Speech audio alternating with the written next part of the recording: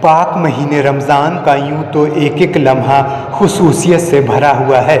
اس میں 3 عشرے ہوتے ہیں۔ آخری عشرہ جہنم سے نجات کا ہے اور اس کی خاص اہمیت ہے۔ آخری عشرہ جمعہ یعنی 20ویں روزے کے افطار کے بعد سے شروع ہو جاتا ہے۔ اس میں 5 طاق راتیں 21، 23، 25، 27، 29 بہت مقدس ہوتی ہیں، جنہیں شب قدر یا لیلۃ القدر بھی کہا جاتا ہے۔ چونکہ ماہ رمضان میں پوتر قرآن نازل ہوا ہے، اس لیے لوگ کثرت سے قرآن کی تلاوت بھی کرتے ہیں۔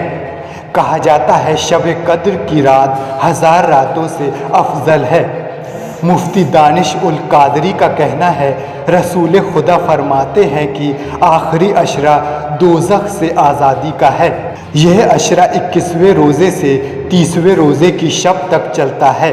انہوں نے بتایا ویسے تو رمضان کا پورا مہینہ ہی رحمتوں اور برکتوں کا مہینہ ہے، لیکن تیسرا عشرہ سب سے افضل کہا گیا ہے۔ اسی عشرے کی طاق راتوں میں یعنی 21، 23، 25، 27، 29 رمضان کی رات قرآن پاک نازل ہوا۔ ان راتوں میں جس رات کو قرآن نازل ہوا اسے شب قدر کی رات کہتے ہیں۔ اس لیے رمضان میں ان راتوں کی اہمیت کافی بڑھ جاتی ہے۔ شب قدر کی رات کو 1000 مہینے کی راتوں کے برابر بتایا گیا ہے۔ لیکن وہ کون سی رات ہے، کس رات کو قرآن شریف نازل ہوا، یہ کسی کو معلوم نہیں ہے۔ اس لیے روزے دار ان 5 رات کو جاگ کر اللہ رب العزت کی عبادت کرتے ہیں۔ بسم اللہ الرحمن الرحیم۔ رمضان المبارک کا تیسرا عشرہ ہمارے درمیان موجود ہے اور 21 رمضان المبارک سے اس کا آغاز ہو رہا ہے، اور اس میں مولائے کائنات حضرت علی کرم اللہ وجہہ کی یوم شہادت بھی ہے۔ اور رمضان کے آخری عشرے میں 5 طاق راتیں ہوا کرتی ہیں، جسے لیلۃ القدر یا شب قدر کہا جاتا ہے، جو 21، 23 اور 25 اور 27 اور 29ویں شب کہلاتی ہے۔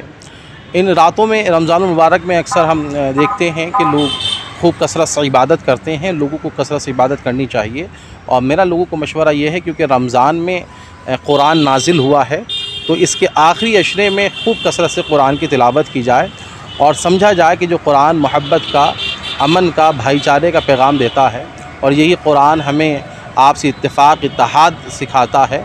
اور یہ قرآن فقط ایک قوم کے لیے پرٹیکولر نازل نہیں ہوا، بلکہ پوری انسانیت کی ہدایت کے لیے نازل ہوا ہے۔ تو میں لوگوں سے گزارش کروں گا کہ اس میں کثرت سے قرآن پڑھیں اور قرآن کو سمجھنے کی کوشش کریں۔ تلاوت کے ساتھ ساتھ اس کے ترجمہ، اس کی تفسیر اور اس کے معنی اور مفہوم کو سمجھنے کی کوشش کرنی چاہیے۔ دیکھیے، طاق 5 راتیں ہوتی ہیں، جیسے میں نے بتایا کہ 21ویں شب، 23ویں، 25ویں اور 27ویں اور 29ویں شب، اسے شب قدر لیلۃ القدر کہا جاتا ہے، اور لیلۃ القدر 1000 مہینوں سے زیادہ افضل رات کہی جاتی ہے۔ قرآن کی ایک مستقل صورت ہے، اِنَّا أَنزَلْنَاهُ فِي لَيْلَةِ الْقَدْرِ لَيْلَةُ الْقَدْرِ خَيْرٌ مِنَ أَلْفِ شَهْرٍ۔ یہ پوری قرآن کی صورت ہے جس کے اندر اس رات کا ذکر کیا گیا ہے۔ تو یہ رات 1000 مہینوں سے افضل ہے، تو اس رات میں زیادہ سے زیادہ عبادت کرنی چاہیے، کثرت سے استغفار، درود پاک کی کثرت اور قرآن کی تلاوت کرنی چاہیے۔ ہاں، آج پہلی شب قدر میں لوگوں سے کہنا چاہوں گا کہ ادھر گھومنے گھامنے میں اس میں وقت اپنا ضائع نہ کریں، بلکہ یکسو ہو کر مسجدوں میں اپنے گھروں پر بیٹھ کر کے زیادہ سے زیادہ اللہ سے توبہ کریں، استغفار کریں اور قرآن کی تلاوت کریں۔